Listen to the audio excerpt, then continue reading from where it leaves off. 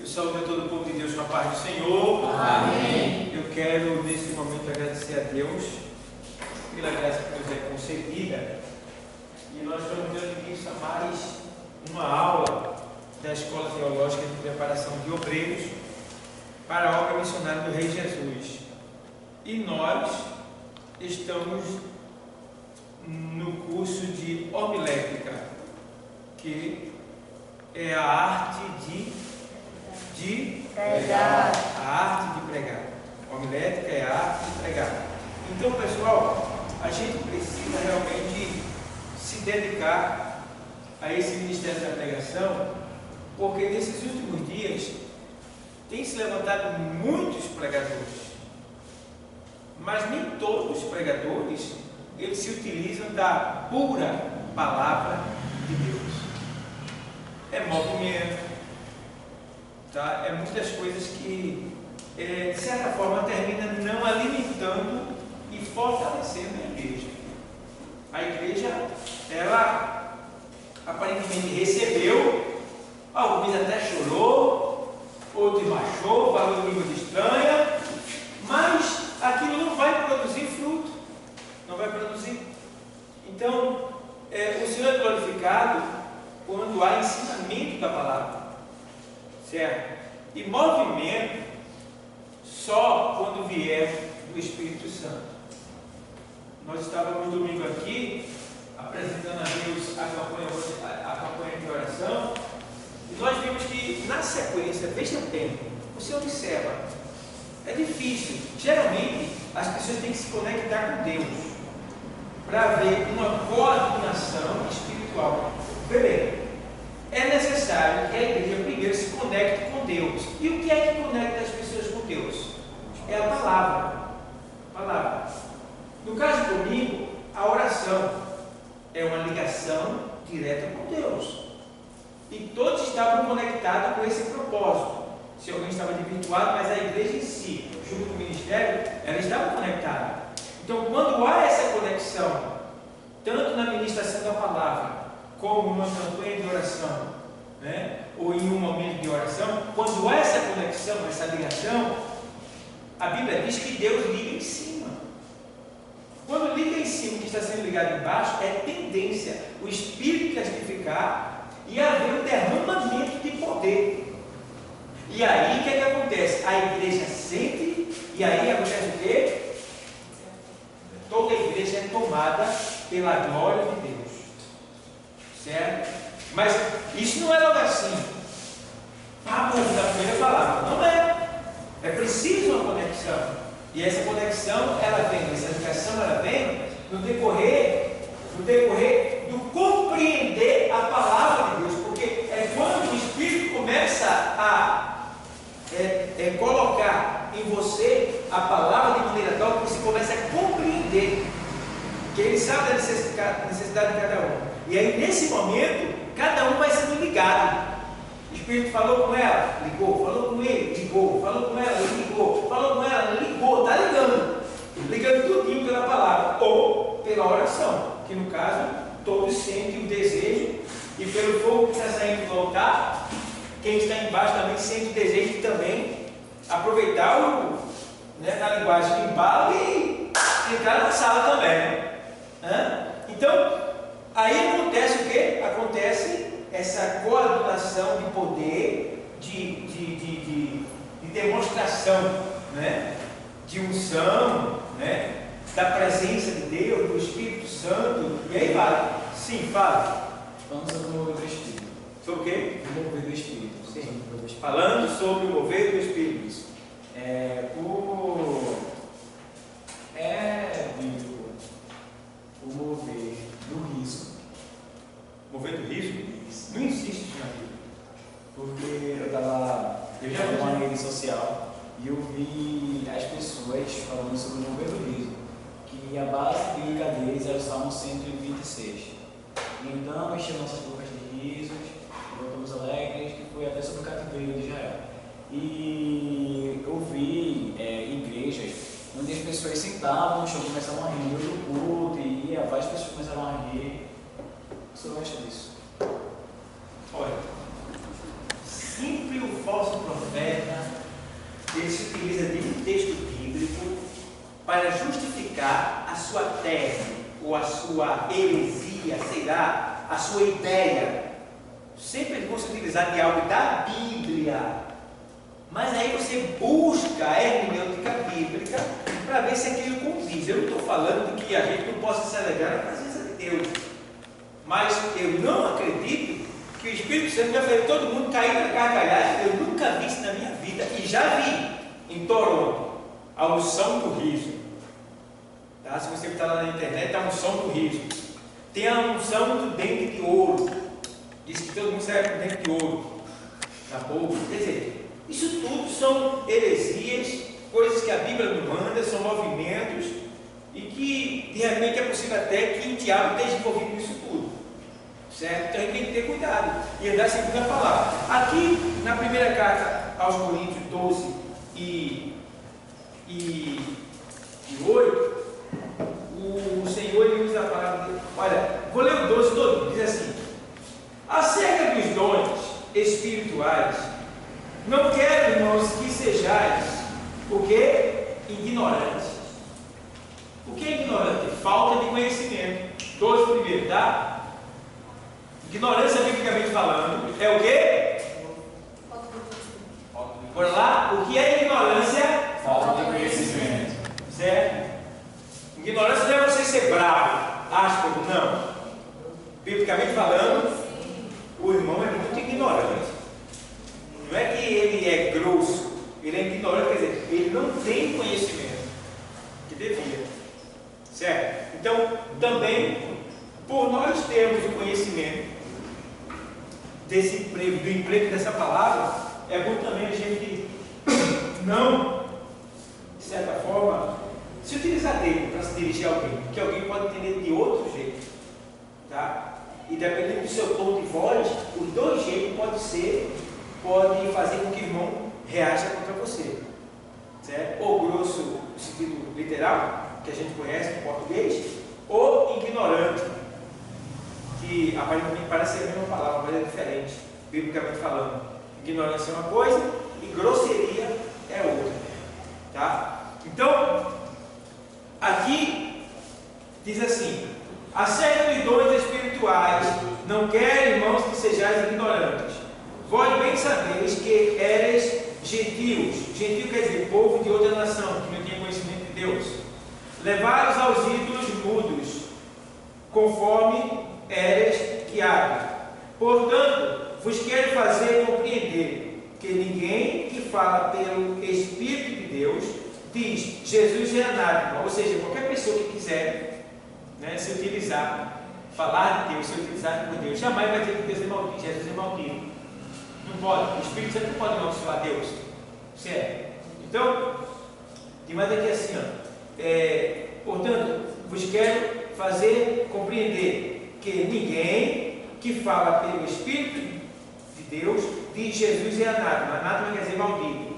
Mas, e ninguém pode dizer que Jesus é o Senhor senão pelo Espírito Santo. Vamos lá, aí vai dar. Aí veja: ora, há diversidades de dons, mas o Espírito é o mesmo. certo? Então, tem vários tipos de dons dentro da igreja: dom de cantar, dom de curar, dom de operação de milagre, dom de interpretação, dom de visão. Há diversidade de dons, mas o Espírito é o mesmo, certo? Aí vamos lá. Aí diz aqui: e há diversidade de quê? Não. E há diversidade de ministério, mas o Senhor é o mesmo. Quer dizer que há diversidade de ministério aqui no sentido da palavra, no sentido de conhecimento espiritual, no sentido de conhecimento, né? No sentido de placa denominacional, tá? Ministério, não tem o ministério profético, né? Ou tem o ministério de doutor, teólogo, que ensina a palavra, né? Conhecedor, e daí vai, a diversidade do ministério, mas o Senhor é o mesmo, porque lá em Efésios 4:8 diz que Deus deu, isso tem a ver com Efésios 4:8, diz que Deus deu aos homens dons, para a edificação da sua igreja. Certo? Então, o que é que acontece? Vamos lá.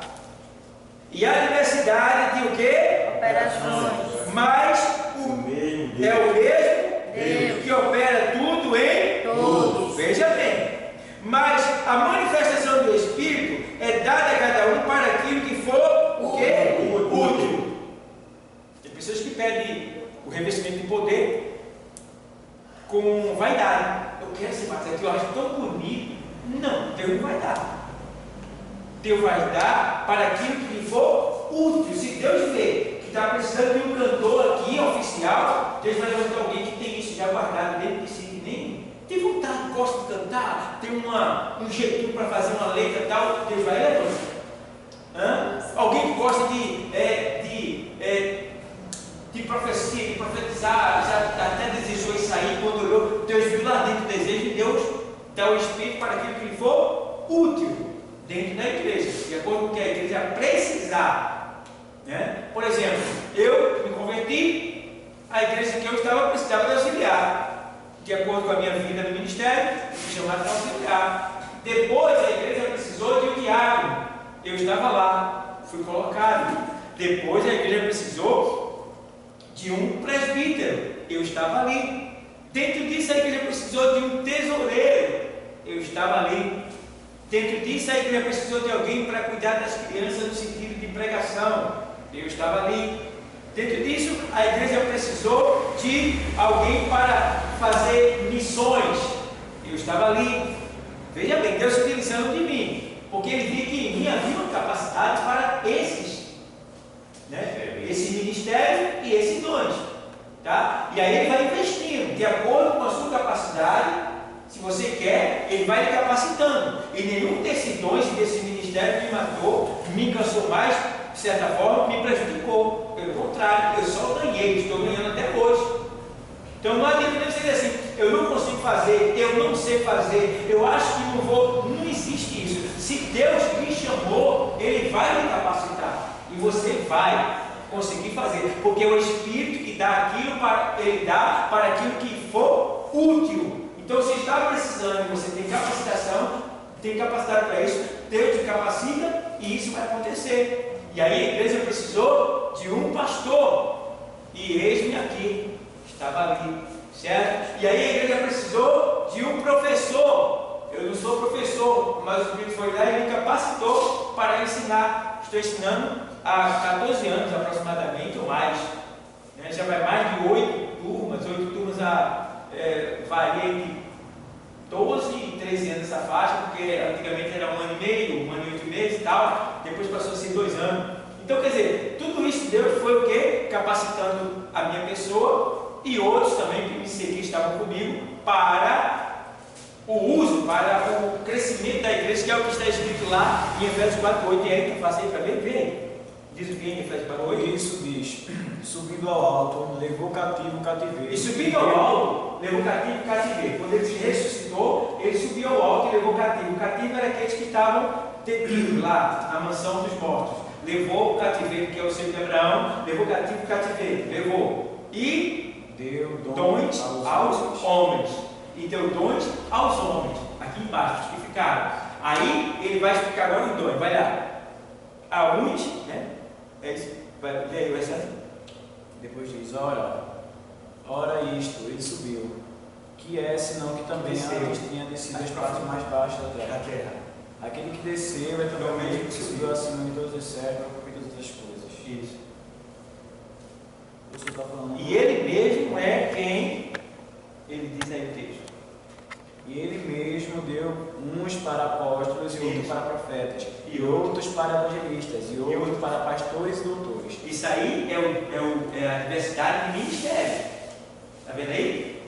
Apóstolo, evangelista, né? Profetas, Apóstolo, profeta, evangelista, pastores e o que? Doutores. Que é os que explicam a palavra de Deus. Sim. Pastor, como também aqui em 1 Pedro 4:10 ele fala que cada um administra uns aos outros os dons como recebeu, como bom despenseiro da multiforme graça de Deus. Isso. É você não desprezar o dom que há em você. Ele diz para Timóteo: não despreze o dom que há em ti, que te foi dado por imposição do presbitério, dos presbíteros. Ele Então, dá, mas temos que ter esse zelo. zelar, entendeu? Zelar. O apóstolo Paulo chega a dizer aqui em 1 Coríntios 13, ele diz que buscai com zelo os melhores dons, certo? Então, estou dentro do tema, né? Então vamos lá, aí vai, mas a manifestação do Espírito é dada a cada um para aquilo que lhe for útil, porque a um pelo Espírito é dada o quê? A palavra da sabedoria. E a outro pelo mesmo Espírito a palavra da ciência. E a outro pelo mesmo Espírito a fé. É isso? E a outro pelo mesmo Espírito o quê? Dom de cura. Veja. E a outro ao quê? Operação de maravilha. Olha aí, diz aí. E a outro A profecia. e a outro Espírito. é para isso, é uma bênção. E a outro Variedade de línguas. eita. E a outro Interpretação das línguas. eita. Mas um só é o mesmo que Espírito. opera todas essas coisas, repartindo particularmente a cada um como que? É o Espírito Santo. Vê que coisa linda. Coisa linda. Aí vem o cavalo, a unção do riso, bota todo mundo para rir. Aí está todo mundo rindo, no final eu rio. Porque rir, até esse da Paraíba vai você rir. Cair da cadeira tanto rir. Com as piadas safadas dele. Né? Então isso vai edificar em quê? O que edifica, né? Que no grego quer dizer, a expressão edificar quer dizer elevar e não construir. O que eleva você, o que edifica você, o que eleva você a Deus é o conhecimento. Se você não tem conhecimento, você não chega a Deus. Porque ninguém vem ao Pai senão Jesus é o quê? Palavra. É o quê? Palavra. Muito bem. Palavra de Deus. Então, só por Ele. Então você vê aqui, está dando para entender? Está dando para entender? Amém. Está dando para entender? Pronto. Então, aí está falando sobre os dois, né? Assim. Aí eu expliquei aqui para vocês. Então, tem que haver esse cuidado, tem que haver esse zelo, certo? Sabendo onde foi que eu parti aqui? Sim. Vamos lá agora aqui, voltar para onde está aqui. Viver uma vida de oração. Então, a gente está vendo aqui nesse texto, é porque, agora que eu me lembrei, não foi que eu parti, estava procurando, eu parti da pergunta dele, a questão da unção do riso.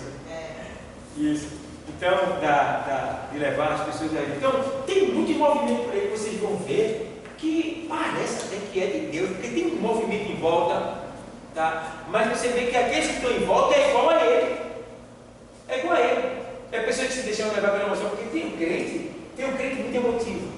É aquele que qualquer coisa. Como é que começa? Aí começa. Entendesse? Oi. Pastor, e também em 1 Coríntios, né, primeira carta ao Coríntios, capítulo 14, também fala sobre os dons de profecia e superior de línguas. É superior. Que fala sobre também. É superior. Lembra o dom de profecia? O dom de profecia é superior ao de línguas. Isso. E fala também sobre isso, né? Muito bem. Porque Paulo fala sobre isso aí dizendo assim: prefiro eu falar 5 línguas de maneira que alguém entenda do que 10.000 em línguas estranhas. Entendeu? Porque estava recebendo aí o fato de muitas igrejas lá em Corinto, Não é sobre que o dom. quando alguém entrava, eles usavam os dons, e todo mundo cheio de dons, mas se entrasse um indouto, quem é indouto? Quem sabe o que é indouto? Alguém que não tem conhecimento disso. Se entrasse um indouto, ele ia dizer: está todo mundo doido aqui dentro, não estou entendendo nada. E que edificação ia trazer? Que crescimento ia trazer? Então, prefiro eu falar 5 línguas de maneira que todos compreendam, do que 10.000 em línguas estranhas. Vê se é 5 línguas mesmo que eu falei, tá? Eu estou dando aula, tem que ser certo. Prefiro eu falar 5 palavras, de maneira que as pessoas entendam, ao invés de algo de falar. 1 Coríntios 14, 19. No entanto, na igreja, eu prefiro comunicar 5 palavras compreensíveis a fim de orientar os meus semelhantes do que falar 10.000 palavras em uma língua estranha. Muito bem. 10.000, né? 10.000. Bem, está certo no texto. Sim. E é tão interessante porque o 32... Estamos estudando a homilética, a arte de pregar. Esse assunto que a gente está discutindo aqui, isso vai te dar visão. Vai te dar visão e sabedoria. Para não se comportar assim e também interpretar quando o filho estiver se comportando assim. Para você não se deixar levar pela emoção e achar que é Deus. Tá bom? Amém, Valente? Vamos lá? Sim.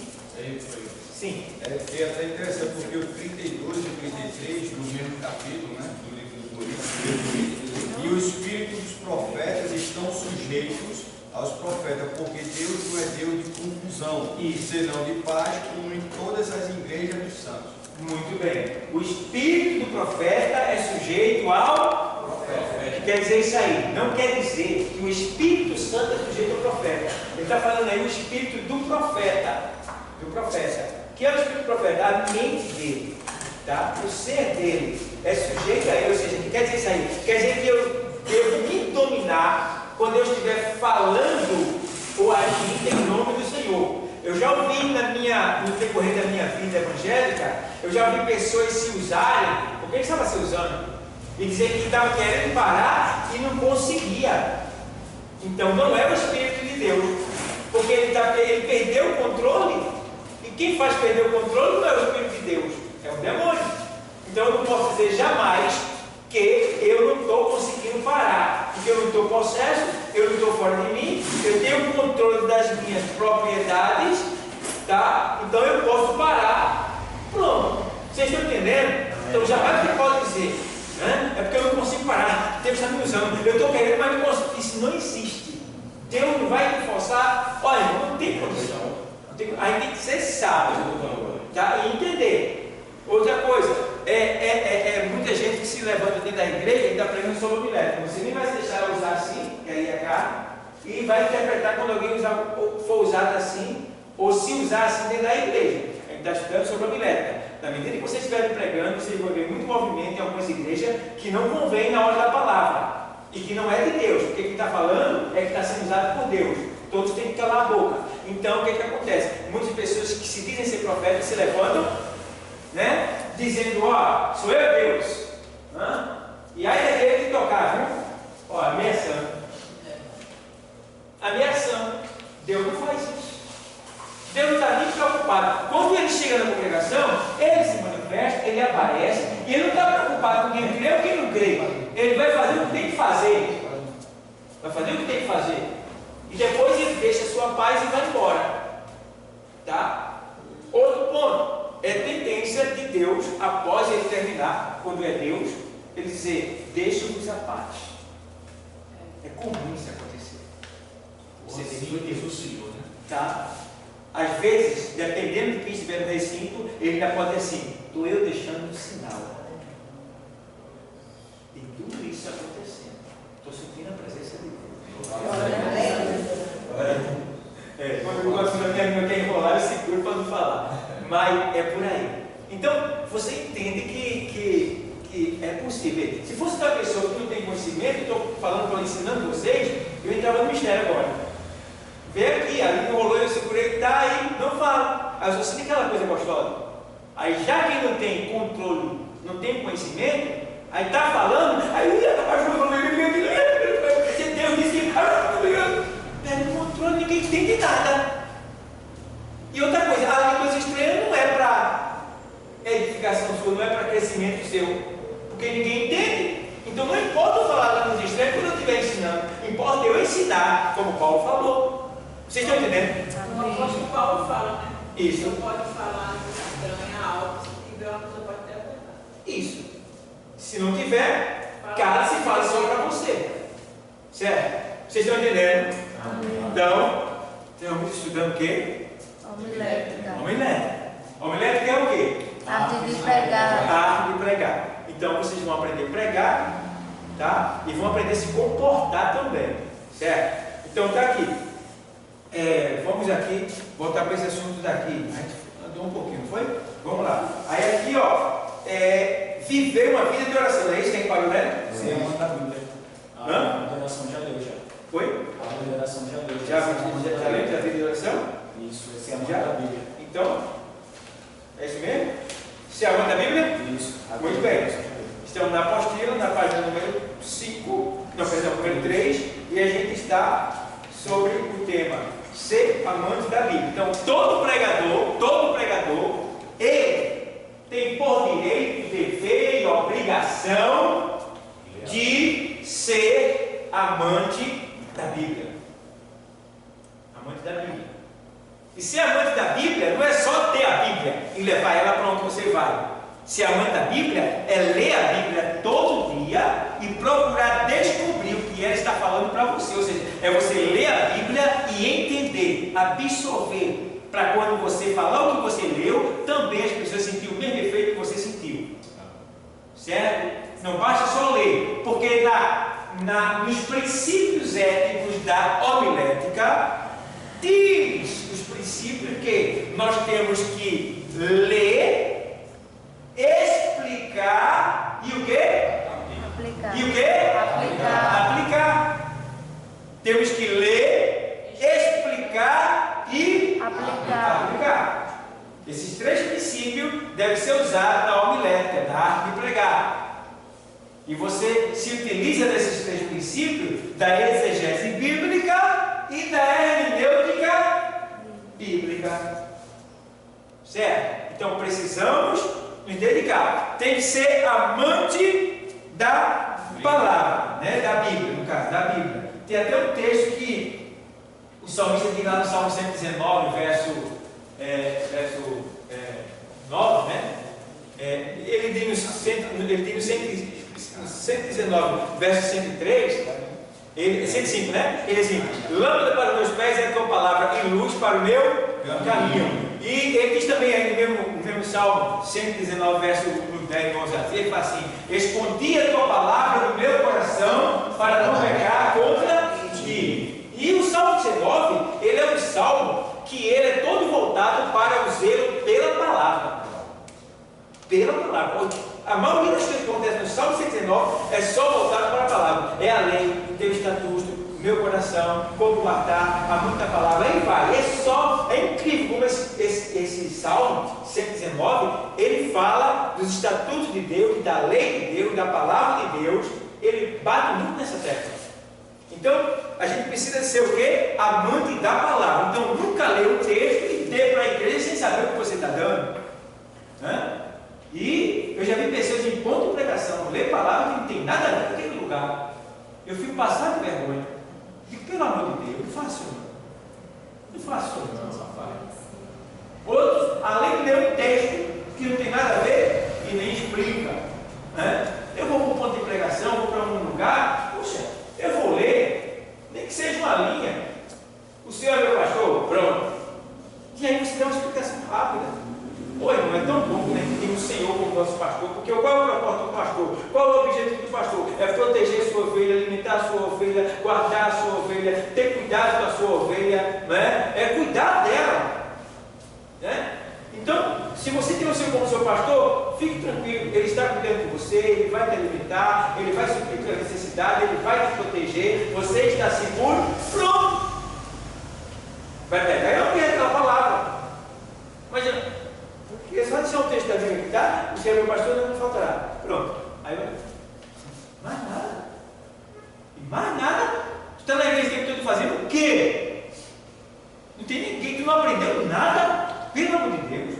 Então, a gente precisa procurar entender. Pedir a Deus, saber que Deus, eu não estou compreendendo, me ensine, me ajude. E aí Deus vai fazer isso acontecer. Certo, pessoal? Então, ele deve ser um amante da Bíblia. Meditação. O que é meditar? É você ler e começar a mastigar, pensar naquilo que você leu, para onde leva, o que quer dizer, qual é o efeito disso, por que aconteceu, e tome. Porque a ovelha, ela come de dia e remói à noite. Tá? E nós somos ovelhas, devemos remoer a palavra de Deus. Certo? Então, tem que ter meditação. E o que? Estudo o que? Sistemático da palavra de Deus. O que é estudo sistemático? Estudo sistemático é você procurar estudar a Bíblia de Gênesis a Apocalipse. Para isso, os pregadores, eles devem ter, eu não trouxe hoje, esqueci de trazer, não, eu trouxe daqui. Esse aqui é um livro sistemático também, tá? Ele precisa ter um livro que lhe ajude também nessa questão, que chama-se Teologia Sistemática. Você precisa ter esse livro. Os alunos aqui já compraram. A gente trouxe na remessa do livro, alguns de vocês já compraram. Eu trouxe 3 tipos de teologia sistemática de homens renomados, e muitos compraram. Então, aqui é um deles, né? As grandes doutrinas da Bíblia. Esse livro aqui é um livro muito bom para principiantes. Por quê? Ele é um livro sistemático. Por exemplo, ele vai explicar os dons, ponto por ponto, cada dom desse, como ele é utilizado, o que significa, tá? Ele também vai explicar não só as disciplinas bíblicas, como a eclesiologia, né, a martiologia, né, paracletologia, e aí cada disciplina dessa, a doutrina do pecado, a doutrina do diabo, a doutrina do homem, a doutrina de Deus, a doutrina da Trindade, ele vai explicar pontos por ponto. Você precisa saber, para você não ser leigo. Então tem que ter um livro de teologia sistemática que venha explicar as disciplinas bíblicas.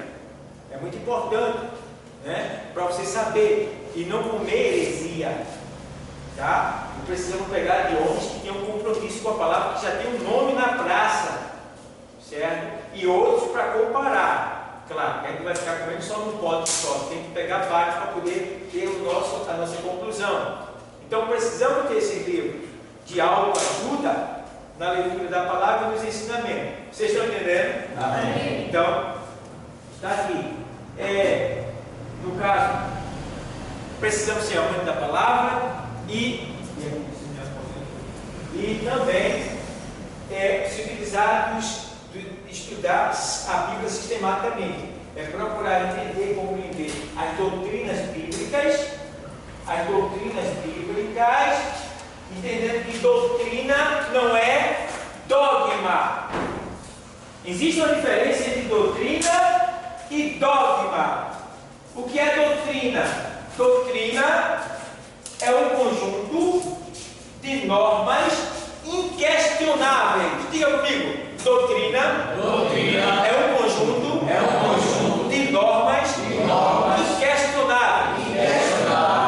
Aí você pode ver que o que é inquestionável? A palavra de Deus. Então, quando se usa a palavra de Deus para ensinar, não tem como questionar, porque é Deus quem está falando. É por isso que quando a gente vai aconselhar, tem que se aconselhar com Palavra. Quando a gente vai repreender, tem que repreender com Palavra. Quando a gente vai exortar, tem que exortar com Palavra. Tá vendo?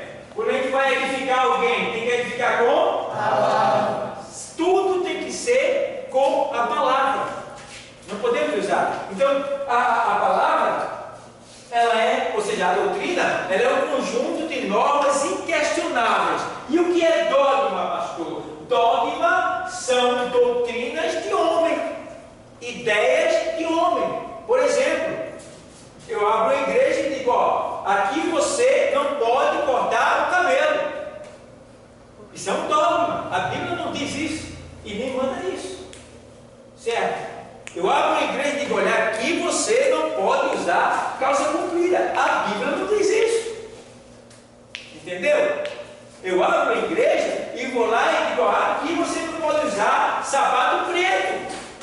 Isso tudo é dogma. Dogma é ideia de homens, é ideias humanas, certo? Então, dogma é aquilo que não tem base bíblica. Alguém pode até pegar um texto fechado, sem ter outros, e fazer um dogma. Como, por exemplo, a gente sabe aí que existe uma determinada igreja que é chamada do véu. Mas não existe nenhum outro texto bíblico a não ser um que fale sobre o véu. O véu, que é quando Paulo fala E aí sempre foi entender o que significa aquele véu, que a gente vai entender que as mulheres de Corinto, que faziam parte da adoração sacerdotal, que era do templo lá, da deusa Diana e outros mais. Então, existia sacerdotisas prostitutas do sexo. Então, a adoração à deusa era feita com relações sexuais. E essas mulheres prostitutas, elas raspavam a cabeça.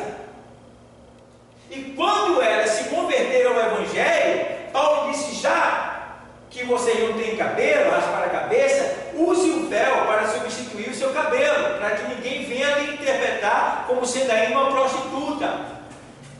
Tá? Então, o que acontece? Porque quando as mulheres se convertiam, elas ainda estavam carecas. E onde elas passavam, elas poderiam ser tomadas pela mão e levadas para se relacionar com aquele homem.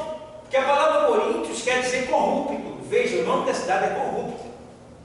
Tá? E o cara vinha com a mulher dele aqui, e o outro vinha com a mulher dele ali. Aí o outro olhava para a mulher do outro, aí dizia: gostei dela, toma a minha e me dá a tua. Aí pegava do outro e levava, não tinha problema nenhum. A vida de Coríntios era assim. Então as pessoas não fazem ideia. E aí o cara pega lá um texto lá fechado, tá? E diz que é a igreja do véu. Então a gente precisa ir no contexto histórico, saber o que aconteceu ali naquele lugar, para poder a gente entender. Por que aqui Paulo diz assim: olha, comerem tudo que vem no açougue sem perguntar? Porque ele sacrificava ao ídolo Apolo, ao deus Apolo, os animais, e a carne levava para vender nos açougues. E aí, quem é cristão não pode comer comida de ídolo. Mas como? Se todos os açougues vendiam comida sacrificada, e eu não sei qual é e quem não é, e tudo é carne. Aí Paulo diz: faz o seguinte, compra sem perguntar, por causa da certo, pronto. E a gente tem o poder também de orar, que Jesus ensinou. E aí pronto, está repreendido mal. Até porque a gente entende que todo sacrifício, até o demônio, quando é feito, ele é recebido. Então aquilo não tem mais nenhum efeito quando é sacrifício apresentado. Então ele recebe, está recebido, que ficou como se fosse pai. Não tem mais nada a ver, certo? Então tem tudo isso. Vocês estão entendendo? Amém. Pronto. Então a gente precisa levar a cabo esses pontos. Tá? A gente está estudando sobre a primeira etapa, para pregar, a gente precisa aprender a primeiro saber, conhecer as origens, a cultura, a geografia, os pontos que estão obscuros, para que a gente não venha fazer feio, falar coisas que venham confundir a igreja, deixar a igreja perturbada, e até você falar algo que você não vai saber explicar. Se alguém me perguntar, então dizer: ó, o que quer dizer aquilo que o senhor falou? E agora? Então, quando você vier trazer uma doutrina bíblica, você tem que pregar e saber o que está pregando. E outra coisa, o que você está pregando, você tem que viver. Você não pode pregar o que você não vive. Pode acontecer em alguma coisa você está em falta, mas talvez essa coisa não seja uma coisa visível. E aí você vai se consertar depois que você pregar, porque você sabe que você não pode pregar sem ter uma vida no altar. Certo? Então tem tudo isso, amém? Amém. Então vamos lá. Aí, estudo sistemático da palavra de Deus. Certo? Se lembra, tem pregador que faz: para mim só basta a Bíblia. A Bíblia é o suficiente que Deus deu. Esse negócio de, não, isso não existe negócio de Bíblia, é a Bíblia. Meu irmão, você está totalmente desinformado. Porque a Bíblia não condena a autoajuda de livros. Porque o próprio apóstolo Paulo, quando ele avisava seus que iam lhe visitar, ele dizia: olha, não esqueçais de trazer os pergaminhos, os rolos, né, para estudar a palavra. E também ele mesmo e muitos outros se utilizou de vários ensinamentos da Torá, dos tempos passados, né, e até hoje a gente se utiliza disso e é bem sucedido. Então a gente não pode dispensar as piscinas. A Bíblia é um mar e os livros são pequenas piscinas que nós podemos mergulhar e fazer uso delas. E ai de nós pregadores se não tivesse essas pequenas piscinas, que cada introdução que a gente aprende cada geografia, cada explicação, isso é muito importante. A gente aprende um com o outro. Amém? Então, ou seja, meditação e estudo sistemático da palavra de Deus são indispensáveis a todo cristão. A todo cristão. Certo? Então eu tenho aqui, principalmente para o pregador. O pregador precisa alimentar-se da palavra, ouvir os conselhos de Deus para a sua vida, antes de transmiti-los aos ouvintes. Antes de surtir o Efeito. na vida dos ouvintes, o que acontece? A palavra Ser feito na vida do pregador. Muito bem. E voltando um pouco, eu falei sobre ele deve ser amante da Bíblia, amante da palavra, estudar no sentido sistemático. Eu tenho aqui esse livro de teologia sistemática, que é a Bíblia de doutrina da Bíblia, de Raimundo de Oliveira. Eu tenho esse daqui, que é pequena enciclopédia bíblica, né? Então essa enciclopédia bíblica, ela tem várias chaves bíblicas, tá? Tematizada. Aí aqui ela vai falar muitas chaves bíblicas sobre, por exemplo, índio, né? Sobre improviso, sobre imprudência. Aí essa enciclopédia bíblica aqui, ela fala sobre a fé, ela fala sobre explicação dos nomes, origem e tal. Então é um livro, uma enciclopédia muito boa, essa de Orlando Boyer, né? Aí eu tenho aqui o dicionário Weiner, que mostra o texto, o comentário do texto em grego e em hebraico, e também em português.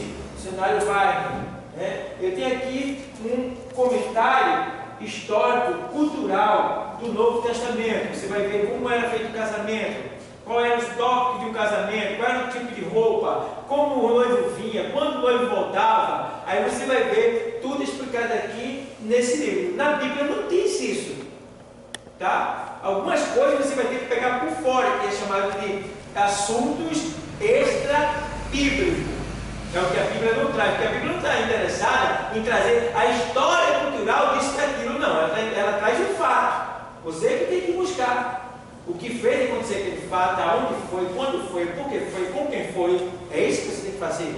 E isso aí vem através dos escritores que buscam conhecimento, que viajam para a Terra para saber detalhes e trazer para nós aqui, ó. Certo, pessoal? E aí vem. Estou lá. Vou pregar um texto lá em Hebreus 4:12, porque a palavra de Deus é viva e eficaz, não é permitida porque qualquer espada dos gumes, né? Aí pronto o texto.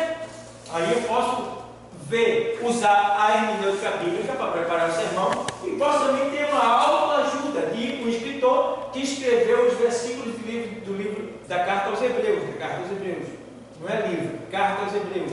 Então aqui eu vou ver uma reflexão dele acerca daquele texto. Aí eu vou juntar a reflexão dele com a minha reflexão e aquilo que o Espírito Santo está me fazendo concluir e trazer para a igreja. Vocês estão entendendo? Estão entendendo? Pronto. Eu tenho aqui um livro de profecias bíblicas, né? Eu vou saber as profecias que já se cumpriram, as que estão se cumprindo, né? As que faltam a se cumprir. Eu tenho aqui fotos, né?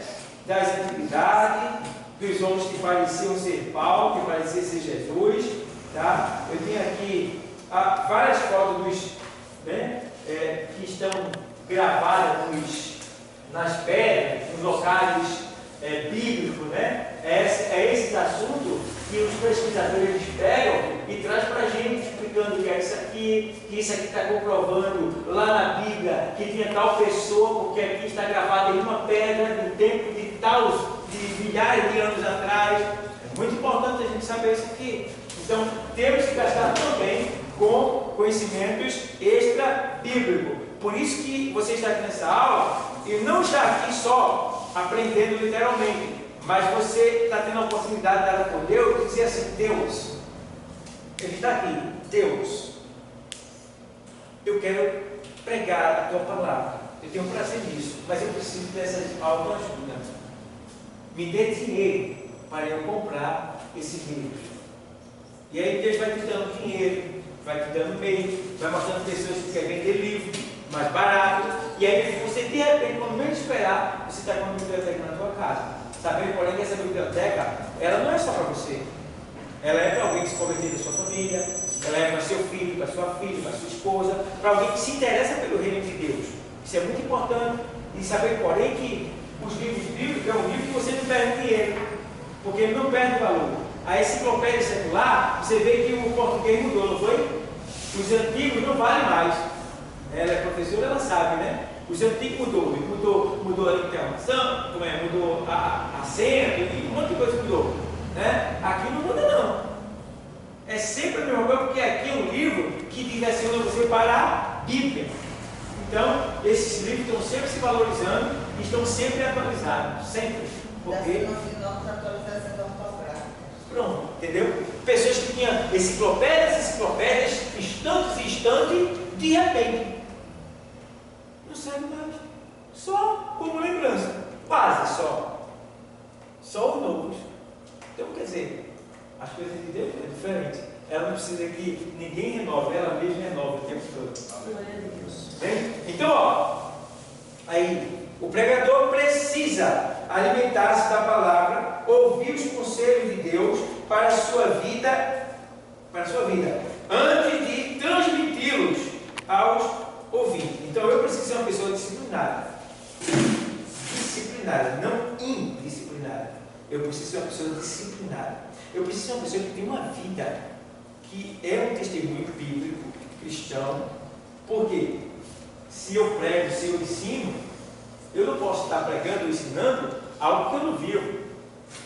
O apóstolo Paulo diz assim: aquilo que ou seja, toda vez que eu vou pregar, eu me auto-examino, eu me subjugo a mim mesmo, para que ao pregar, eu não diga, não roube, e alguém dizer para mim, você não rouba também? Não adultere, vai dizer, e você não adultera também? Então, nós precisamos ser disciplinados para poder ministrar a palavra de Deus. Não podemos pregar de todo jeito, porque a gente pode ser envergonhado pelo próprio Satanás, pelas pessoas e pelo próprio Satanás. Então, precisamos ter esse cuidado, para não sermos envergonhados. Tá? Por quê? Deus, Ele não está dando poder por idade ou por sabedoria. Ele dá poder quem busca. Então, Rosana tem 12 anos, ela busca o poder de Deus e Satanás vai dar uma carreira dela. Ele quer distância. Se ela pegar um endemoniado, e quando ele vê ela, ele já vai logo se afastando para trás. Dependendo do demônio, ele vai até, não, vai gritar. E aí ela vai, em nome de Jesus Cristo, só aponta as mãos para ele, em nome de Jesus Cristo, sai agora. E ele sai. Mas para isso ela precisa buscar. Deus está olhando e está. Deus está honrando quem ele busca. Busque e ele vai lhe dar poder. Certo? E a gente precisa buscar de verdade. Bastante.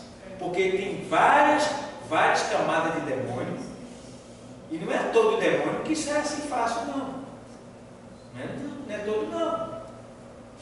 Tá? Tem demônios que você precisa ter uma vida de muita consagração a Deus, principalmente obediência. O demônio, por mais fraco que ele seja, é um desafio para todos nós. Quando fala assim, tem um endemoniado ali, a gente tem Cristo, a gente vai lá, mas não deixa de ser um desafio. Você não sabe que tipo de demônio é aquele. Ah, pastor, é demônio, em nome de Jesus ele sai. Nem sempre. Porque se fosse a questão de só usar o nome de Jesus Cristo, ele usa, sai em nome de Jesus, ele saía.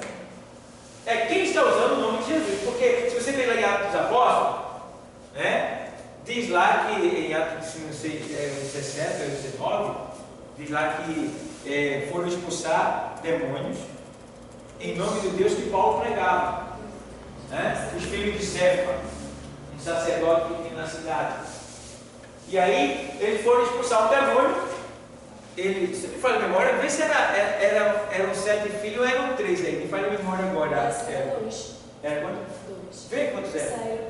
Não, acho que saiu um. Isso. Era mais de 2. Vê aí, condição. Fala o versículo aí. Vai.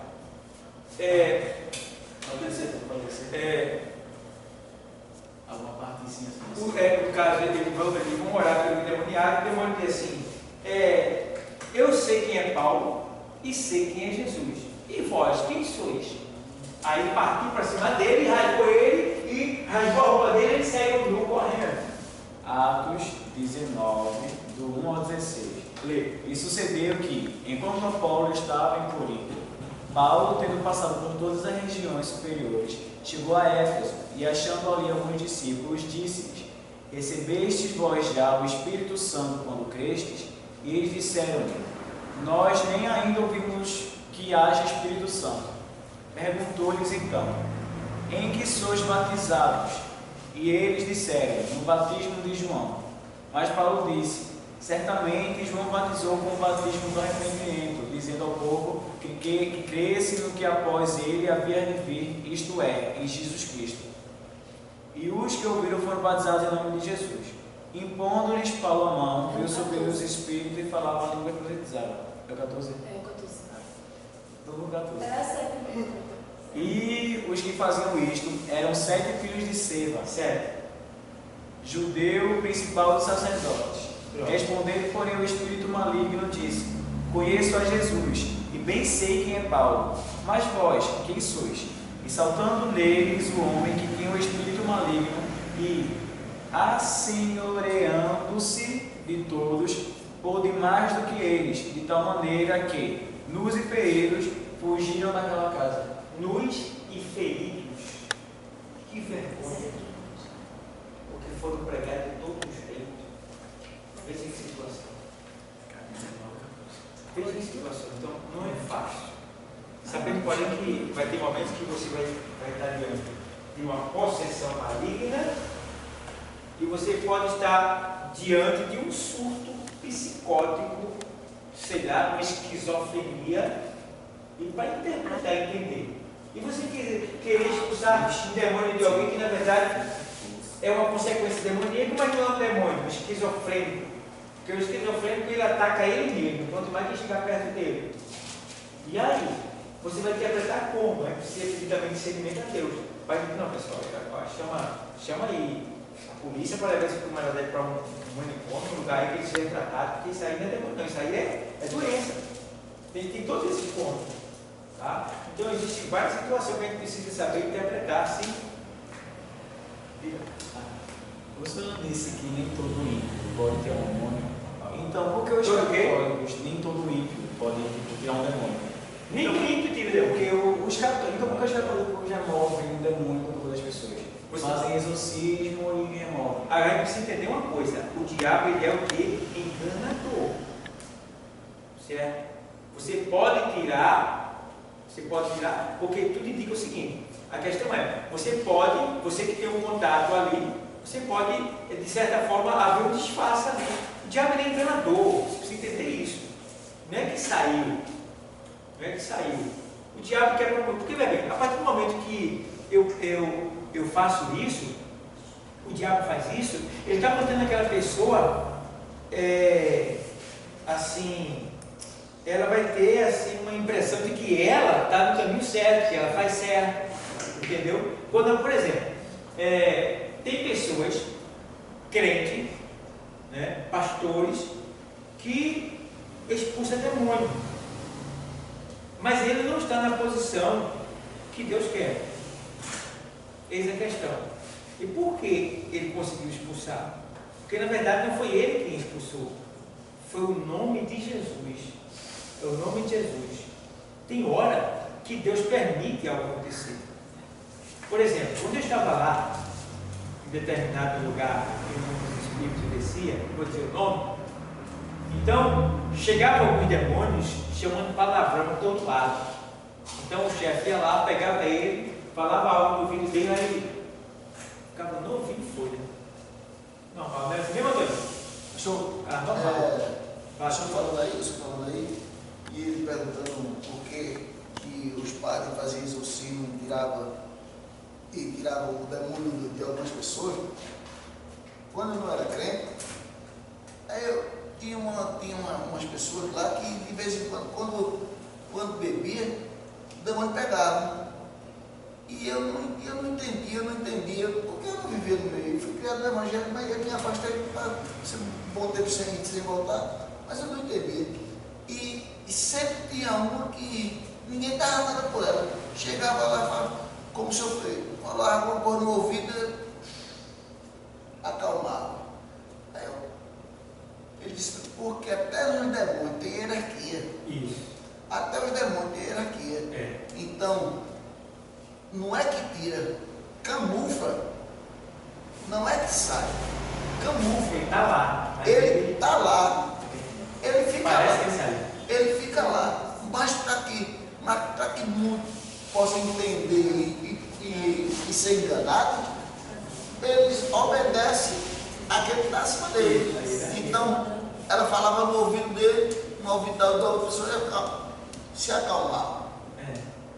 Chegava mesmo assim, chamando de palavrão, e ele chegava descontrolado. Ele chegava assim. Pá, mal de respeito. Ela chegava assim, vem cá, puxava ele assim, eu lá no ouvido dele. E quando tem mais, quando ele não queria se controlar mesmo, aí ele. Pronto. O bicho saía assim, de repente, né? Acabou a festa. Entendeu? Então. Já teve um momento, eu fui orar uma vez com uma criança endemoniada, bicha brava, vaga, tem sim, para segurar aquele menino, devia ter uns 7 anos mais ou menos, bicho filhinho, ficava naquela criança, aí por muito orar e tal, tá indo do braço, a mamãe segurando ele, tá, e ele tá. Teve hora que tem que falar assim, no ouvido dele assim, segurou, em nome de Jesus Cristo, deixa essa alma agora, em nome de Jesus. Não voltou na hora. Entendeu? Então, acontece. Isso aí é movimento do Espírito Santo. Eu não aprendi isso com ninguém, não.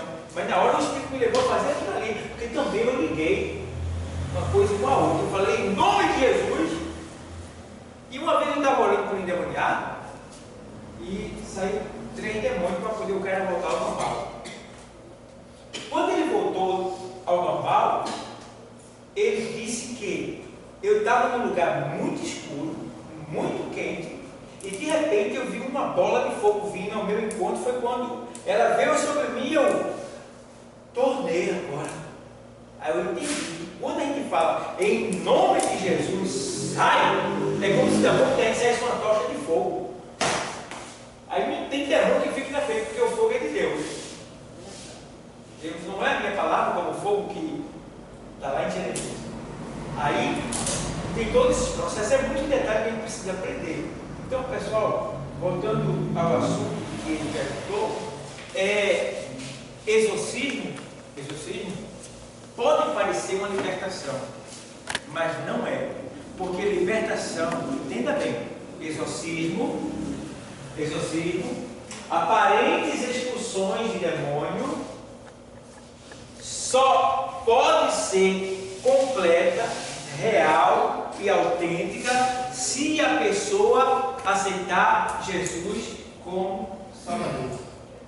Se não aceitar, não foi completa. Por quê? Ele parece que saiu, mas a Bíblia diz que ele volta depois e traz com ele mais 7 espíritos. Então, aparentemente, parece que a pessoa foi liberta, mas libertação só há em quem? Em Cristo. Não adianta. Então, você pode ter algum movimento por aí, mas tem que ter cuidado, porque, olha, irmão, nem sempre expulsar demônio é aquela coisa fácil, por mais consagrado que você esteja. Tem hora que você chega assim, ele só olha para você, ele já está indo para trás já. Mas tem hora que ele olha para você e ele encara, vou sair daqui não. E agora? Eles intimidam você. Tinha uma vez uma senhora na igreja, o demônio torou 2 cachos de flor no dente. E ela ficava, parecia uma cobra. Uma cobra. É feio. É feio. A pessoa endemoniada é feio. Se uma criança não tem pecado, por que você mostra? Porque uma criança depende do ambiente em que ela vive. O corpo dela está aberto. Se o pai vive na prata e tal, a aquela casa, aquele ambiente é todo livre para o demônio, para aquele demônio. O corpo dela está ali, entendeu? A alma dela não está perdida, porque ela é uma criança, mas o corpo dela está entregue por causa dos pais, entendeu? Por causa da família, do ambiente que ela está, ela pode ser utilizada como instrumento do diabo. Porque no caso de uma criança, ela só passa a responder por ela quando ela sai porque ele é inocente. Quando ela é inocente, ela é salva. Aí quem tem muito nela, mas ela não é salva. Porque ela não está ali porque ela quer. Oi? No YouTube, Caio estava falando comigo. Quem está falando? Caiana. Você falou porque no YouTube, você vai pesquisar lá do demoniado, aí tem igrejas que o demônio não se introduz coisa lá e o pastor ficou com facção. Na pessoa. Não sei o quê. Você vai usar aquilo, o que ele responde, a pessoa responde. Essa é a verdade. É universal. Muitos deles é espetáculo, muitos deles é espetáculo. Mídia, para chamar atenção, para dizer que eles têm domínio sobre o demônio. Quando muitas vezes, na verdade, isso é provado, é teatro. Teatro. São pagos para fazer aquilo. O demônio pode dizer o seu nome? Pode. O demônio pode dizer quem ele é? Pode. Mas isso não é o nosso interesse. Não deve ser a nossa causa, nosso objetivo. O nosso objetivo é expulsá-lo. Não, mas a questão é que ele não pergunta, não, ele pergunta por que veio. É porque aquilo ali é para intimidar quem está ali. Por exemplo, aquelas pessoas são treinadas, e assim, eu não estava muitíssimo. Está ali. Já, entendeu? Aí começa a dizer um monte de coisa, entendeu? 98% ali é teatro. Tá? Eu posso conversar? Posso, mas não está conversando com o demônio? Jesus, ele expulsava direto, só teve um que ele perguntou o nome, não foi porque ele não sabia, foi para a gente saber. Quando Jesus perguntou o nome do gadareno, ele perguntou como é o teu nome, não foi porque ele não sabia. É para a gente hoje saber por que ele perguntou. Por que ele perguntou? Porque ele não sabia? Não, para a gente saber quem era que estava ali dentro. Quem era que estava ali dentro? Legião. E o que é legião? 6.340 demônios aproximadamente. Dentro de um só. O que é que Jesus quer dizer com isso? A gente sabendo disso, a gente tem que entender que existem endemoniados que são mais fortes que outros. Que quer dizer que existem pessoas que têm mais demônio dentro de si do que outros. E que vai precisar de uma força, de um poder, de uma unção, de obediência e de uma atenção maior. Já vi casos que pastores têm que orar 7 dias por uma pessoa endemoniada.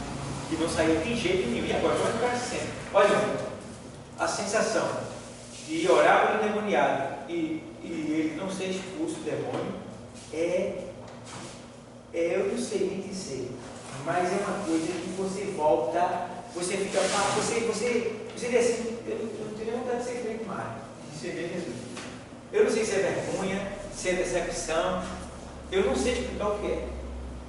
Isso só aconteceu comigo uma vez. Até hoje eu não entendi por que aquilo aconteceu, porque eu estava consciente, porque eu estava na presença de Deus. E eu achei que aquilo ali não era demônio, era um surto psicótico, tal, e ninguém conseguiu de certa forma tirar. Eu fui chamado, ele queria me matar de todo jeito.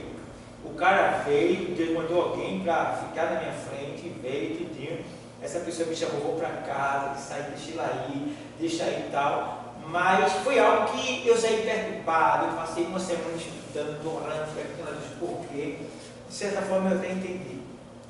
Por um lado, mas talvez não seja esse lado que eu estava pensando. Geralmente eu era chamado, toda vez que tinha demônio na área, aquela mulher ia me chamar. Tinha demônio, ela ia me chamar. Isso era qualquer hora da noite. Eu saía cambaleando na igreja, passava de cansado. Eu vendo na minha frente, Jesus me ajuda, pecado, e Damar ia comigo para filmar. Né? E essa mulher se chamava eu. Então, teve um dia que o bicho não saiu. E que Deus me deu um grande livramento, porque ele queria me matar mesmo, porque eu cheguei lá, eu encarei ele. Deus mandou um homem forte, um jovem forte, dobrado. Esse jovem era crente e só ficava na minha frente. O bicho queria me pegar, o bicho só queria pegar eu, não pegava ele ficava na frente do demônio. E o bicho só queria eu.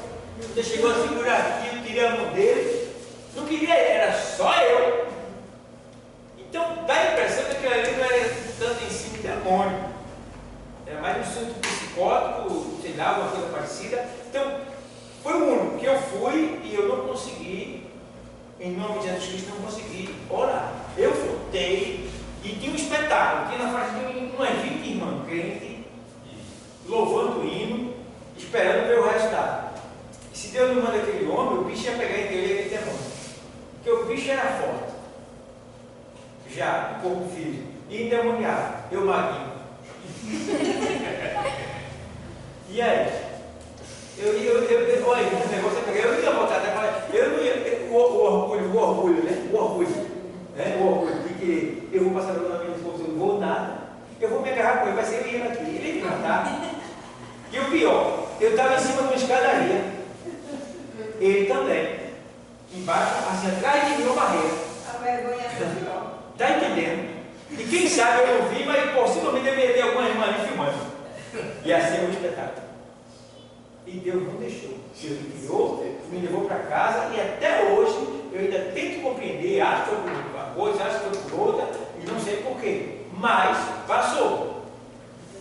Então, isso pode acontecer. Não se decepcione. Mas procure buscar. Conversar com Deus acerca disso. Deus, vou passar uma situação que só o Senhor sabe. Me ajuda. Esteja comigo. Você pode estar pregando, cair alguém endemoniado. Não é para o pregador. É para os obreiros cuidar disso. Mas a igreja que está hoje, de um modo geral, as igrejas, principalmente as igrejas evangélicas, as neopentecostais, que são essas universitárias e essas demais aí que tem, elas já têm obreiros já preparados para isso. Tem segurança. Preparado para isso. A gente não tem. E muitas vezes quando acontece no meio de nós, os obreiros, as mulheres, tem gente que perna para que quer. Não, mas lá, várias vezes. Lá os obreiros têm segurança. Várias as vezes já aconteceu comigo e a turma, Yahoo! Saindo pela direita, saindo pela esquerda e eu olhando, cadê?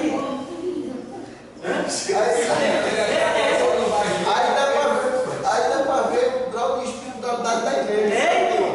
Porque uma certa vez a gente foi fazer uma visita um trabalho de núcleo na casa de uma certa pessoa, e chegou lá, estava a mãe e a filha brigando. O diabo usa a mãe. Aí o irmão dizendo, não estou mentindo, não, eu estou mentindo. O irmão Abraão disse, verdadeiramente, quem estiver mentindo, o demônio vai se revelar. Quando ela estava falando, e o demônio pegou ela e ia jogar ela na barreira embaixo. Só que os irmãos, muitos irmãos que foram, quando procurou um irmão, já estava já aparece. Já estava tudo. Cadê os irmãos? Estava no ponto de pregação, homem. Quando o bicho caiu lá, olha, é mesmo assim, no ponto de pregação, né? Quando o bicho caiu lá,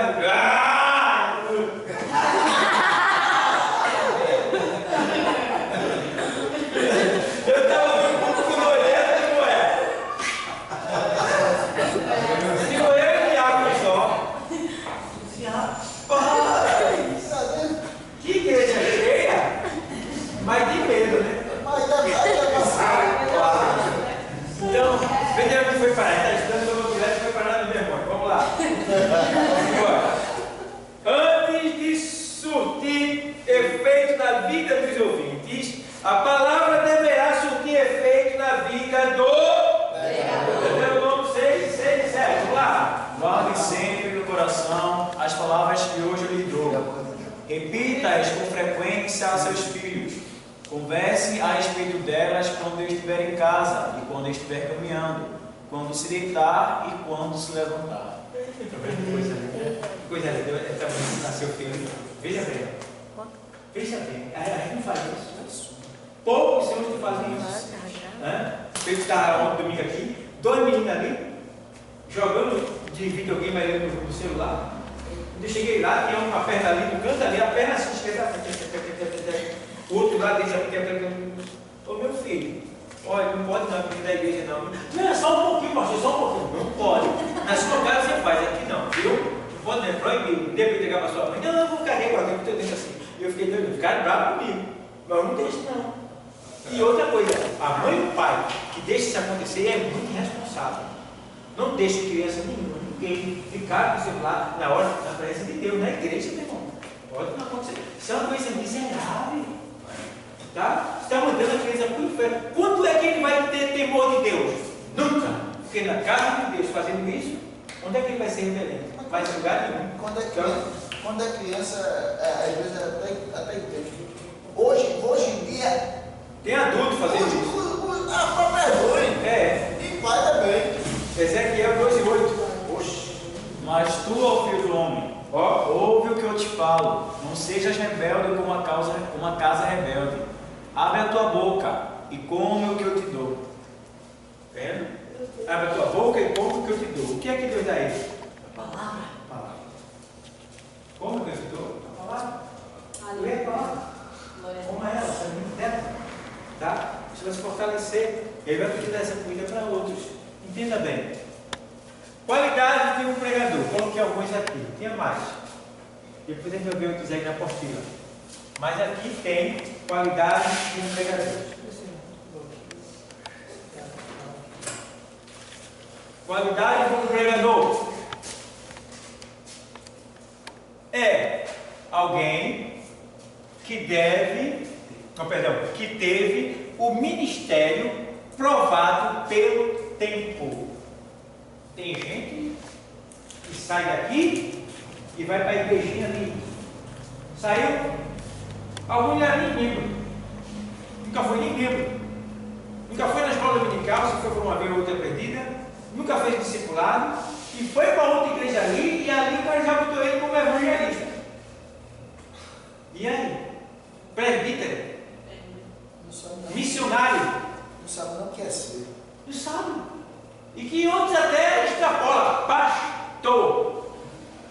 Eu tenho dois conhecidos que eu fiquei até sem jeito de falar com ele, porque surgiu um cabra safado, se dizendo pastor, e botou a mão na cabeça desses dois homens, um analfabeto, o outro, coitado, também, todos dois analfabetos, e nunca foram nem auxiliar. Depois ele pegou o cabra, levou e botou a mão na cabeça dele, disse que ele era pastor lá e tal, e um morreu, e o outro estava por aí perambulando. Veja bem, aí manda esse homem ministrar um casamento, a gente que estuda, faz faculdade e tudo, para ministrar um casamento, a gente não vai sem estudar de novo? 10 casamentos, eu vou estudar 10. Não tem negócio que eu sei, não, eu vou ter que estudar para poder estar lá. Então, aí vem o camarada desse de que o cara é. E aí, aconselhar uma pessoa baseada em quê? Se é analfabeto, não sabe ler. Em que texto da Bíblia? Um culto para casais. Um ensinamento. Meu Deus do céu. A gente que é pastor tem que ensinar. Ou capacitar alguém que seja semelhante a nós, ou até melhor que nós, para ensinar a igreja. Alguém que tem um testemunho de vida. E aí, pega uma pessoa assim, que nunca foi nada. Como é que eu vou ser o que eu não fui? Ou seja, o que eu não tenho base para ser? Porque, como a gente falou aqui, o ministério, o pregador, né, uma autoridade, um pastor, alguém, um obreiro, ele deve ser alguém que teve o ministério aprovado pelo tempo. Então, eu quando entrei no Evangelho, eu fui congregado, cheguei, depois fiz discipulado, me batizei, me tornei auxiliar, isso tudo no tempo. De acordo com a necessidade da igreja, porque o que diz é a necessidade da igreja. Fui chamado para auxiliar a igreja. Tá? Depois, fui chamado para o diaconato, porque a igreja estava precisando, e eu tinha um testemunho de vida. Depois fui chamado para o presbitério.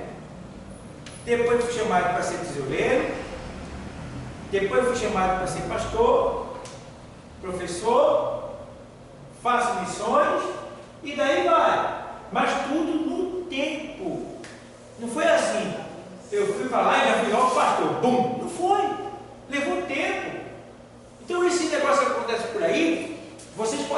sentado, você vai pregar uma palavra bonita. Em uma igreja que vocês são convidados. Você foi lá por consideração, né? Alguém que você gostava ou gosta. Aí você prega uma palavra. Alguém fala, tu já é o quê? Tu já é pastor? Eu sou auxiliar. Rapaz, tu precisa, tem que reconhecer o ministério do lado, né, pai? Tu é o rapaz, tu tem tudo para ser pastor. Rapaz, vem mais aqui, rapaz. Tal, vem pra cá, rapaz. A gente consagra você a. Feito todo dia falando, agora vem lá na igreja, você é pastor. Mas precisa, igreja, entender que não é pela mão do homem, não é pela vontade do homem, é pela chamada de Deus. Ministério é chamada de Deus. Não pode ir porque homem tal está dizendo que você é. Outra coisa, você chega em tal igreja, alguém, você chega lá, aí alguém, você é um auxiliar, você é um membro, aí, e aí, meu pastor, e aí, meu presbítero, e aí? Então, começa a exaltar você no sentido ministerial, para que você se sinta, aí você puxa na minha igreja lá, a pessoa nem dá valor, que me chama até de presbítero. Lá a pessoa nem fala nada comigo, nem faz nem me ver direito, é que a pessoa me honra, me chama de diácono, me chama de pastor. É bom demais, né? Você vai descendo, sim, vai descendo, você deixa até a sua congregação. Não é assim não, irmão. Não se sai de uma igreja por qualquer coisa não. Para você mudar de uma congregação, deve ser uma coisa tudo. Eu já falei aqui para vocês. Se Deus te colocou ali, você tem que permanecer ali. Não pode sair. Agora, claro, já falei que se há exceção. Às vezes você está no local que pisa em você, não deixa você crescer. O pastor até diz, quem manda aqui sou eu. Eu não fico no lugar desse. Porque quem manda é ele, então eu nunca vou crescer. Porque eu não vou estar de acordo com o que ele faz de errado, vou falar para ele, então eu nunca vou crescer ministerialmente. Então eu procuro ir para um local onde eu seja valorizado, onde eu tenha espaço de trabalhar, de fazer a obra e que eu possa crescer também. Porque eu não penso só em ficar no banco. Quem vem servir a Deus tem que pensar em sempre crescer. Porque a tendência ainda é crescer e não ficar colado no banco. Todos nós somos úteis. Oi? A cobrança de Deus quando vem vai ser de quem levantou a pessoa ou a pessoa?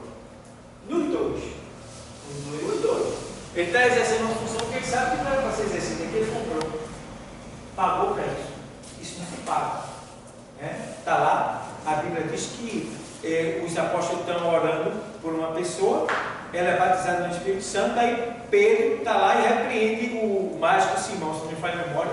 Ele disse, quanto é? Me diz quanto eu tenho que pagar para poder ter esse dom aí? Porque ele viu que quando o apóstolo orou pela pessoa, para ele viu que a pessoa foi batizada e falou em línguas. Ele ficou admirado. E aí ele vai, quanto é que eu tenho que pagar? Aí o apóstolo Pedro disse, olha, teu dinheiro seja contigo para a perdição. E arrepende, disse, te arrepende para que Deus se compadece de ti, porque as coisas de Deus não se compram com dinheiro. Entendeu? Mais ou menos assim. Tu achou alguma coisa para isso daí? Pedro deve entender um pouco mais. Diz como aí? Diz como diz? O versículo que o senhor fala do É Atos dos Apóstolos. Isso. Pedro respondeu. Qual capítulo? É o capítulo 8. Capítulo 8 de Atos dos Apóstolos. Aí ele fala assim, Pedro respondeu, pereça com você o seu dinheiro. Você pensa que pode comprar o dom de Deus com dinheiro? O dom de Deus com dinheiro. Eles que podem comprar o dom de Deus com dinheiro? Então eu estou fazendo. Estou comprando posição de pastor, de presbítero, de missionário. Pessoas que estão dentro da igreja, que fez o Jacob Silva dentro da rádio lá, o cara quando saiu da rádio, colocou uma igreja para ele, ainda veio me convidar. Eu disse, olha, ele disse, você é o que na igreja? Eu disse, nada. Eu disse, você tem membro? Ele disse, e ninguém está me vendo não. Eu disse, o olho de Jeová de chama de fogo, está me vendo?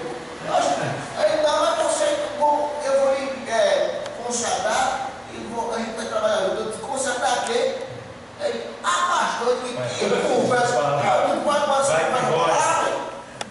É alguém que teve o ministério provado pelo tempo. É alguém que conhece as Escrituras e as suas doutrinas fundamentais. Veja bem, um pregador é tudo isso. Um pastor, um obreiro é tudo isso. Tá? Aí vem mais. É um homem piedoso que ama a Deus acima de todas as coisas e que zela pela verdade. Então, a pessoa deve ser uma pessoa piedosa, né? Que tem gente que é assim, prega o amor, mas vive O ódio é assim. A ira, prega, vai ter raiva de ar, ódio de peito. Não vou com a cara dele, não vou com a cara dela, mas prega a palavra. Veja, tudo bem, está pregando. Pessoas estão sendo alcançadas pelo que ela está pregando. Se tiver alguém que conhece a vida dela, a vida dele, não vai, de certa forma, aceitar, né? Mas a palavra que está sendo ministrada vai ser recebida. Algumas pessoas vão receber a palavra e vão ser abençoadas, porque o que está em evidência não é a minha vida, é a palavra de Deus. Por isso que a gente vê pastores que são maçons, são pastores, estão pregando a palavra, dirigem a igreja. E você diz, como é que pode? Mas o que é que tem? É o nome de Jesus, não é o nome do pastor? Entendeu? Então, agora, a vida que Deus cobra de nós é para que a gente tenha consciência limpa no que diz respeito à salvação, a gente possa ir, mas a gente tem que ter cuidado com a nossa vida. Tá? Então, precisamos entender que essa pessoa é alguém que conhece as Escrituras e suas doutrinas fundamentais, tá bom? Deve se conhecer a palavra, deve ser também um homem piedoso, não ter maldade no coração para com ninguém, mulher também, perdoar, amar, tá? Ser piedoso, não negar a eficácia da piedade, porque Pedro diz que tem pessoas que demonstram ser piedoso, mas negam a eficácia da piedade, tá bom? Então, ó, ama a Deus, tem que amar a Deus acima de todas as coisas. Tem gente que ama a esposa acima de todas as coisas, o carro. Tem gente que ama o marido acima de todas as coisas. Tem gente que ama a filha e o filho acima de todas as coisas. Tem gente que ama o trabalho acima de todas as coisas. Tem gente que ama a casa, né, o dinheiro, a conta no banco acima de todas as coisas. É um perigo. A gente precisa colocar Deus acima de tudo. É por isso que quando o jovem rico vem, ele diz que tem que fazer, né? O seu discípulo mandamentos, eu faço isso desde a minha mocidade, e que me falta ainda. Aí o Senhor diz, falta de uma coisa, vai lá, fez tudo quanto tem. Então o Senhor explica lá para ele, o que acontece? Aquele jovem cumpria com todos os mandamentos, mas faltava um que ele não tinha observado. Qual era ele? Amar a Deus sobre todas as Amar a Deus sobre todas as coisas, ele não amava. Quer ver a prova? Ele dizia, eu cumpro com todos eles desde a minha mocidade. O Jesus viu no coração dele, falta de uma coisa, né? E o Senhor viu no coração dele que ele não amava Deus sobre todas as coisas. Quer ver a prova? Obtendo a prova. Vai lá e vem tudo que tu tem? Aí não, aí é bronca. Aí não dá não. Vou ficar pobre. Aí não dá não. Então tem pessoas na igreja que Deus coloca a prova. Você diz que me ama? Vamos ver se você me ama mesmo? Bum, aí submete a pessoa a uma prova, tipo de prova. E a pessoa é reprovada. Para cair sim, que a pessoa diz, poxa, eu preciso melhorar nessa área. Para o meu próprio bem, eu preciso melhorar. Deus prova. Por quê? É para ele saber? Não, é para a gente não perder a oportunidade da salvação. Porque quantos cristãos, irmão, a gente vai ter muita surpresa para chegar lá. Quantos crentes que a gente conheceu que foi para o inferno, a gente nem sabe. A gente nem sabe, estava na igreja, mas estão lá no inferno. É verdade que o crente não vai para o inferno, sofre mais do que o rico. A Bíblia deixa bem claro que o castigo daqueles que conhecem será mais do que para os que não conhecem, de certa forma. Por quê? O ímpio ele está na ignorância. E essa pessoa está diante da luz. Lá em Hebreus 6, na sequência, diz que castigo é merecedor uma pessoa que profana o sangue. Ok, que castigo? De que castigo é merecedor uma pessoa que profana o sangue da aliança? Coloca aí para a gente entender. Hebreus, para a memória, né? Que diz isso daí, vai achar ali. É um merecedor? Sim. De que castigo é um merecedor? É merecedor uma pessoa que profana o sangue de Cristo, né? Que isso, né? Então você vê que diz Hebreus 10, 29. 10, 29, isso mesmo. Julgai vós. Julgai vós. Vocês aí, julgai. Vai. Julgai vós quanto Peraí rapidinho, julgai vós. Julgai vós, quanto maior castigo merecerá quem feriu os pés do Filho de Deus? Quanto maior castigo merecerá, lento, mais lento. Vai. Quanto maior castigo merecerá quem feriu os pés do Filho de Deus? Profanou o sangue da aliança, pelo qual ele foi santificado e insultou o Espírito da graça. Está vendo? Aí você vai assim, que tipo de castigo merece uma pessoa que profanou o sangue de Cristo? Veja, não tem, imagina aí, não existe nem pensamento para você pensar que tipo de castigo merece uma pessoa dessa, porque profanar o sangue de um homem que foi mais de Cristo. Então, o castigo dessa pessoa será terrível, porque ele afrontou o Espírito da graça, certo? E a gente sabe também que no inferno terá grau de sofrimento. No inferno terá grau de sofrimento, tá? Então, uns sofrerão mais do que outros. Mas resumindo a história, irmão, é por toda a eternidade. Não existe dor pequena nem grande, porque dor pequena lá, mas como é grande, porque é sem fim, é para cima. Então, é terrível mesmo. Vou adiantar aqui, tem que terminar aqui. E depois eles apagam o quadro, aí não tem. Aí vamos lá. Aí vem um homem piedoso, né? Tem que ser, né? Aí vem aqui. Tem que ser amante da Escritura, e acima, amado sobre todas as coisas, e zelar e ser zeloso pela verdade, pela palavra da verdade.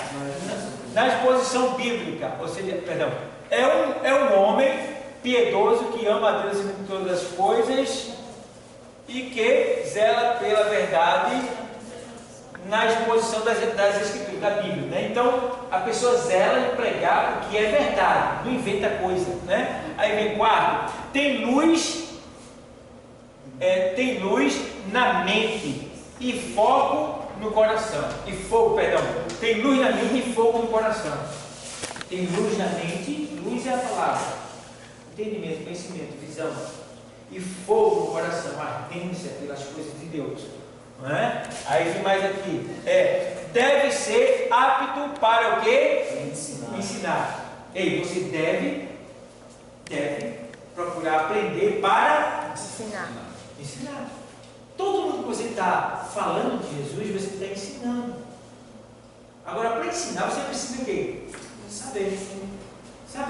Porque lá, 13 e 19 de Mateus, diz que se alguém ouvindo a palavra do reino não compreender, vem o maligno e arrebata aquilo que foi semeado. Então tem que saber enxertar a semente. Você pega a semente e joga assim, os bichos vão comer. Mas se cava um buraco, planta ela bem plantada, ela tem mais porcentagem de brotar, de crescer. Porque ela vai crescer firme. Certo? Vamos lá. Aí vai. Deve ser apto para ensinar. Ou seja, ele é maduro espiritualmente e não se deixa levar pelos modismos do evangelicalismo moderno.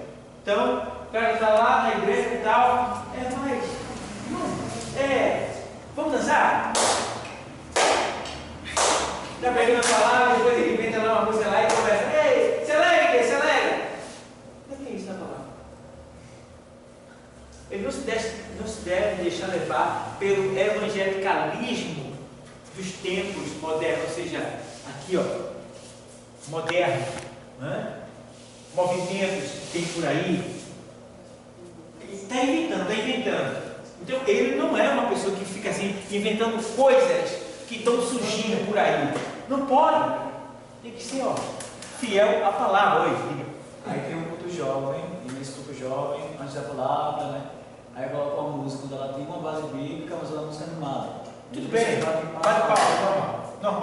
Agora, você está usando isso como base para fazer movimento, usando isso com aquela intenção de que vamos alegrar a igreja, achando que o movimento vai alegrar a igreja. Não vai.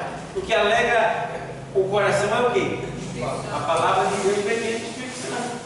Então não adianta você fazer um movimento para tentar fazer acontecer coisas que só quem faz é o Espírito de Deus.